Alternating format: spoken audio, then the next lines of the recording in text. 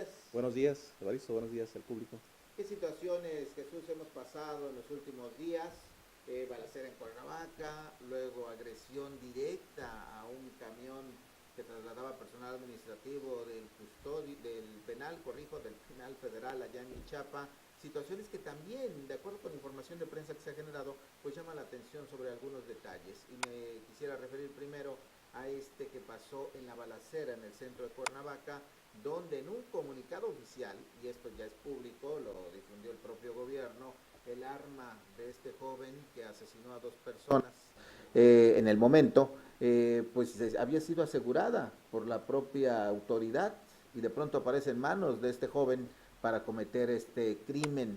¿Qué pasa ahí? La pregunta es, ¿qué pasa con todo lo que se recupera, las pruebas, con los indicios, con algo que sirva para la investigación? ¿Quién la guarda? ¿Quién la cuida? ¿Dónde se reserva? ¿Por qué puede aparecer un arma que ha sido decomisada libremente en manos de cualquier persona?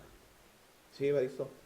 Sí, en cuanto al tema del arma que fue asegurada y que se tenía conocimiento que estaba bajo resguardo de una autoridad, pues hablamos de que es un elemento no solamente del delito que se cometió ese día en la capital del estado, sino también ya estaba relacionada a otra posible acto delictivo.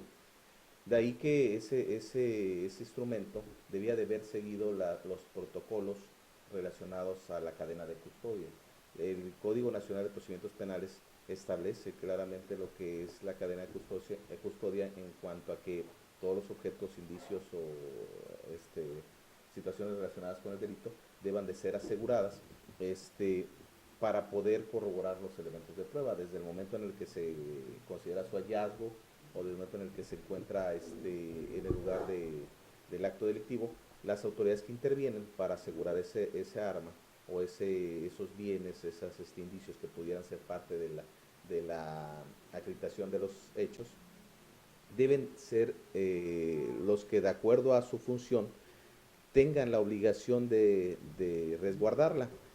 De ahí que la cadena de custodia permite que cada funcionario que, de acuerdo a su competencia, tenga contacto con estos elementos, deban ser responsables de ello, ¿no? De hecho, la identidad de la persona que retiene ese elemento debe estar establecido dentro de esa cadena de custodia.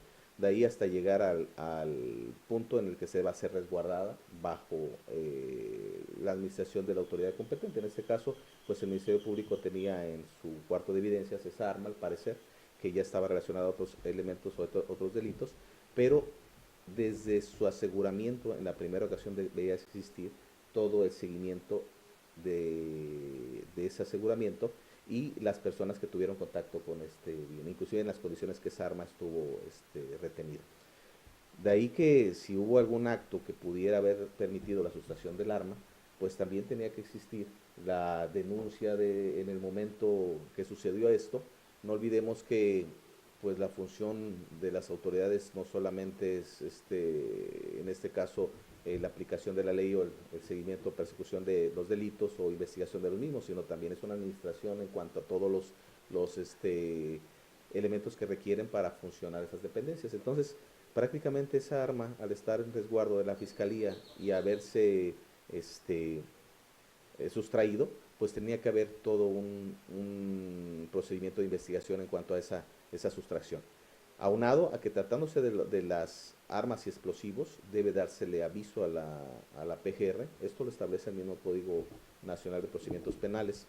En cuanto al aseguramiento, hablamos de la regulación que establece el código a partir del artículo 227 y el 241 que habla del aviso que se le tiene que dar a la federación, a la PGR por cuanto a los explosivos y armas exclusivas del ejército, que en este caso es un arma de 9 milímetros que está destinada al exclusivo del ejército, cuerpos de seguridad, pero pues lo delicado aquí es cómo fue que se sustrajo. Hay varias versiones porque hemos notado que en los medios se han manejado ya dos versiones distintas, una que se había a través de un robo se había sustraído y la otra que el personal administrativo, que es la última y más reciente, creo que el personal administrativo había participado en la sustracción de esa arma. Desde luego, la temporalidad del hecho que se señala, que fue en el 2017, es con posiblemente deslindar la responsabilidad de que quien está en la actualidad pues no sea responsable de la situación que sucedió en ese entonces. Pero sin embargo, no se debe perder de vista que la función pues, de la Fiscalía principalmente es la administrar toda la dependencia, ¿no? Correcto, licenciado. Entonces, hablamos de esta arma en particular, pero de cualquier prueba en general, ¿está un lugar especial? ¿Cómo le llamaste cuarto? ¿De qué? ¿De De evidencias? evidencias. ¿Y ese dónde está? ¿Es un cuarto común y corriente? ¿Es especial? ¿Todas las evidencias de todas las tres regiones del estado llegan ahí? ¿O cada fiscalía tiene el suyo? ¿Quién lo cuida? ¿Cómo está esta situación? Se entiende que deben ser situaciones especiales para cada evidencia, porque no todas son armas, algunas cosas pueden ser hidrocarburos, pueden ser Puede ser vehículos, vehículos. arma blanca, puede ser, en fin, cartas, documentos, ¿no? Exactamente, y cada uno de ellos tiene diferente destino. Tratándose de las armas, pues debe existir una Todavía algo más especial, ¿no? especial para evitar cualquier disposición de esa arma, ¿no? Sobre todo que no esté al alcance de cualquier persona, se encuentre resguardada por el grado de peligrosidad que tiene este. A su vez también si habláramos de algún objeto que tuviera requerir cuidados, pues también hay otros protocolos que se siguen para darles ese seguimiento a quien se les debe poner a disposición. Por ejemplo, si se hablara de hidrocarburos, pues tendríamos que poner conocimiento a la federación para que se den un tratamiento relacionado al cuidado de esos productos. Pero tratándose de armas, pues debe existir condiciones especiales para que no esté en acceso de ninguna de las personas que pudieran dar mal uso de ellos, ¿no? Claro. Eso muestra pues la limitación que tiene tal vez la propia fiscalía con las condiciones de manejo que se le da a los indicios o a los objetos relacionados al delito. Aquí entonces en un primer momento podemos afirmar o concluir que sí hay un tratamiento especial para todos los objetos que son parte de un hecho delictivo. Deben estar perfectamente resguardados, cuidados, evitar que se vayan. Y el segundo tema que podemos también inferir en base a lo que escuchamos de este caso es que algo falló, ¿no? Algo falló. ¿Qué falló ahí? El que está a cargo en este caso del arma, la fiscalía toda, que no hay control, hubo omisión o incluso, que sería lo más grave, si fue una sustracción, que alguien permitió, que hizo que llegara a manos de esta persona. Y la otra es esa, ¿no? ¿Cómo llegó a manos de esta persona? ¿Se la dieron? Él la compró? O sea, genera muchas dudas y preocupación diríamos, este relajamiento del cuidado de todas las pruebas, ¿no? Sí, desde luego hay responsabilidad por parte de la persona que tuviera el cuidado de esa arma o estuviera de responsable dentro del área en el que estuviera resguardada. La ley sí contempla qué es lo que sucede cuando se ha sustraído alguna prueba. Si se altera esta, no pierde su valor probatorio. Si esta prueba está relacionada a un hecho delictivo, no pierde su valor probatorio, pero sí se tiene que constatar que no fue alterada la prueba o algo así. Pero tratándose de armas de fuego, que son de manejo peligroso, las personas que han tenido contacto con esa arma debe de estar eh, documentado con exactitud quiénes fueron las personas que han tenido contacto con ese objeto y de qué forma llegó al cuarto de evidencias que pudiera estar bajo la responsabilidad de un funcionario que por lo que se ha señalado en los medios pues es parte de la estructura de la Fiscalía del Estado, ¿Y ¿no? se le puede seguir la pista? Sí, desde luego tiene que existir un seguimiento por cuanto a la regulación del aseguramiento del objeto, desde el momento que se puso a disposición, desde el momento en que existió el hallazgo o el momento en el que se relacionó con un delito, parece ser que en años anteriores, y al momento que llegó a la zona de resguardo. Todos ellos debieron haber sido plenamente identificados para poder pasar mediante la cadena de custodia el objeto a su cuidado, ¿no? Para que estuviera sujeto a la investigación que en aquel delito pudiera haberse practicado. Desde el momento que se pierde el arma, se sustrae o algo sucedió con ella, pues da origen o motivo a otra investigación. que es ahí donde se nota ambigua la situación porque no se ha esclarecido o no se ha señalado con exactitud qué seguimiento se le ha dado o qué seguimiento se le dio en su oportunidad, ¿no? Es correcto, es correcto. Y el otro momento que decíamos se da cuando al homicida lo detienen, finalmente lo detienen, dicen que fueron unos ciudadanos quienes lograron su captura para que llegara la policía y se lo llevara. El segundo momento, licenciado, aquí está. Después de que lo someten, se lo llevan y lo meten a Palacio de Gobierno.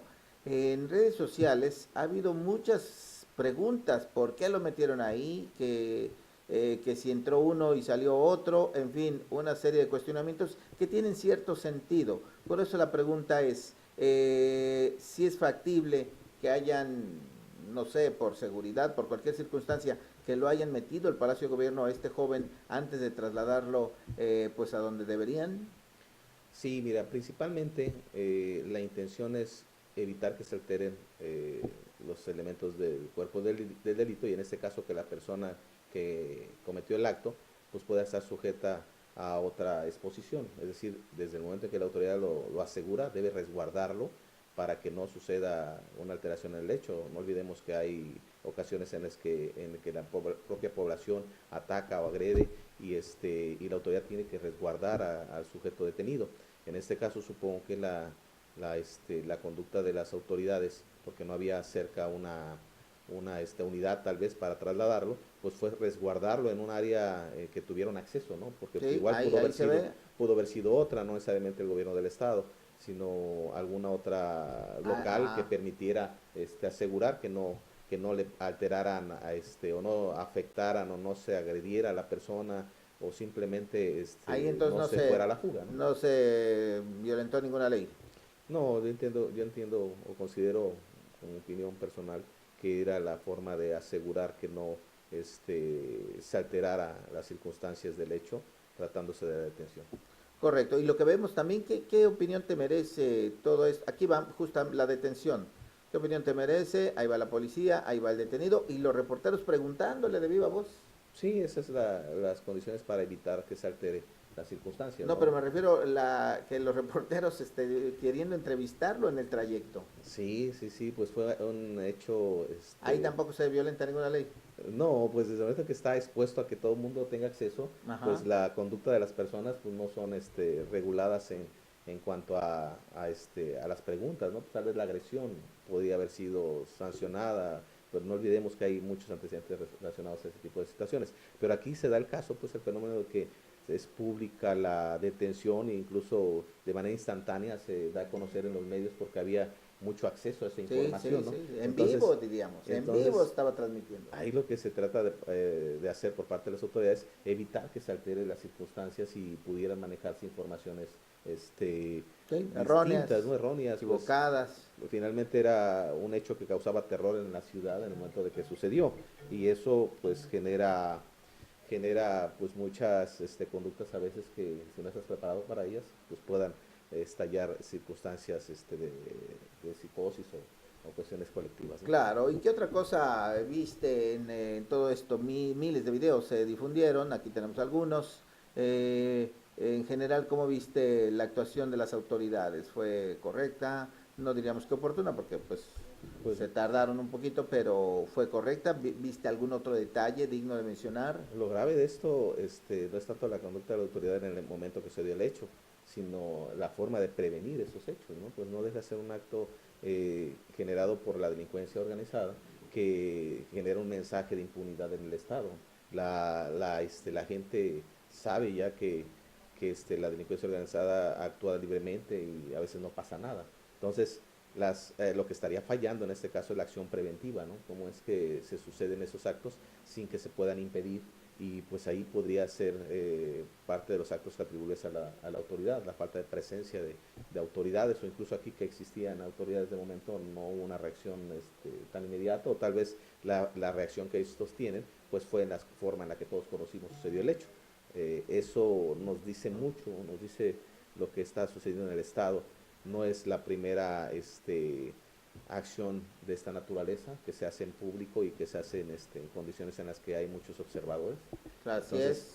¿qué, Y qué, además con cámara en mano, ¿eh? qué nos deja esto pues la experiencia que está viviendo el estado de la delincuencia que existe y de la impunidad en relación a la reacción tal vez no inmediata por parte de la autoridad o la acción preventiva que no está funcionando, ¿no? Claro, y lo último, licenciado, de pronto también en redes sociales decían han liberado a este joven por algún mal procedimiento, iba a quedar libre. Tuvo que salir la fiscalía a aclarar lo contrario.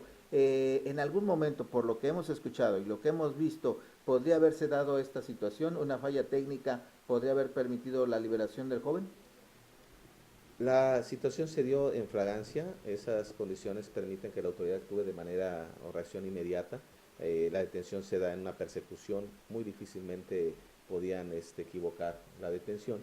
Desde luego el imputado pues tiene el derecho de protegerse, ¿no? En base a la propia Constitución, y en este caso lo que se hizo fue que actuara a través de un amparo para proteger su persona en contra de la tortura, ¿no? Porque pues al haber sido la detención pública y la propia familia deducir que pudiera ser agredido el familiar, por ahí promovieron un amparo en el que solicitan que no se le torture a la persona. Desde luego, y ahí es donde comentábamos que en la detención hubo muchos ojos de por medio, muchos medios de comunicación que manejan la información de acuerdo a lo que se comprende o se conoce de la ley, pero muchas de esas limitaciones permiten que hagan supuestos que son ajenos a lo que en realidad pueda suceder, ¿no? En este caso, el amparo que él tramita es con la finalidad de que no sea torturado, de que se le lleve a cabo el debido proceso y no se sujete a circunstancias que no están autorizadas por la ley. Desde luego, desde ese punto de vista, pues la federación le concede, parece ser que el amparo con la finalidad de que no fuera torturado. Pero en algún momento alguien que pudo haber manejado la información de manera con desconocimiento, pues pudo haber señalado que ya tenía la... El que le hayan concedido el amparo, ¿no? Que ya Habría hecho suponer que lo iban a liberar. Posiblemente las oportunidades que tendría de salir de una situación como esa.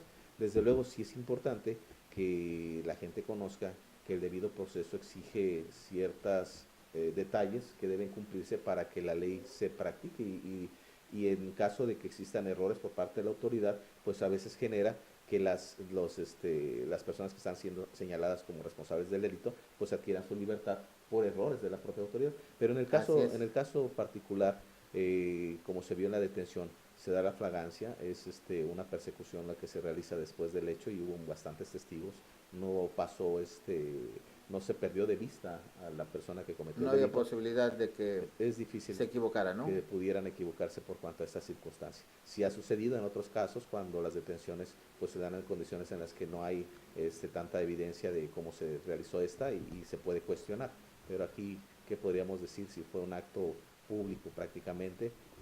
Tal vez con la finalidad de inculcar terror a la ciudadanía, no sé qué propósito hubiera tenido, porque la persona que lo practicó pues sabía primero el riesgo de poder ser detenida, pero aún así lo decide hacer, es decir, desconfía de la propia autoridad, y eso es lo que está sucediendo. Las propias organismos delincuenciales pues desconfían que la autoridad los pueda detener, pues o si no nos expondrían a tanta situación Claro, como esta, ¿no? Entonces, esa es la impunidad en la que nos encontramos. ¿qué situación? Pues hay varias cosas más que ya, de este caso, que ya las autoridades podrán resolver, que si fue más de un tirador, ¿no? Esa es otra. Si hubo más gente involucrada, Así desde luego es. fue el que ejecutó, pero no sabemos hasta este momento porque nos ha dado a Sí, conocer se hablan de que había otro si tirador, en había fin, una serie de más gente circunstancias, interesada. un hecho, pues, Lamentable. sí, no solamente lamentable, bueno, lamentabilísimo, pero además verdaderamente sorprendente, porque eso que comentas de que este joven pues sabía lo que se exponía y aún así decidió hacerlo, sabía lo que iba a generar en pleno centro de Cuernavaca. En fin, Sí, y esta foto, ¿no? Esta foto sí, oportunísima de alguien que la tomó en el momento justo que está con el arma en la mano apuntando, pues ahí no se ve a quién, pero sí vemos la cara de asombro de los que están enfrente y que bueno, derivó en todo lo que ya hemos comentado. Luego aquí está este joven con su sudadera, luego aparece en sudadera y luego la especulación que si era otro, en fin, una serie de cosas le digo que ha dejado este tema y por ello pues hemos pedido al licenciado que nos hiciera estos comentarios. Gracias, licenciado. gracias a ti. Pues antes de despedirme, felicidades a los maestros. Sí, por supuesto, adelante, adelante. Felicidades A Epigmenio. Epigmenio Díaz Dircio, Mi felicidades. madre, que tiene más de 50 años de servicio, se jubiló con más de 50 años de servicio. Mucha gente relacionada, sobre todo aquí en esta población, que está involucrada en la enseñanza. Felicidades a todos ellos.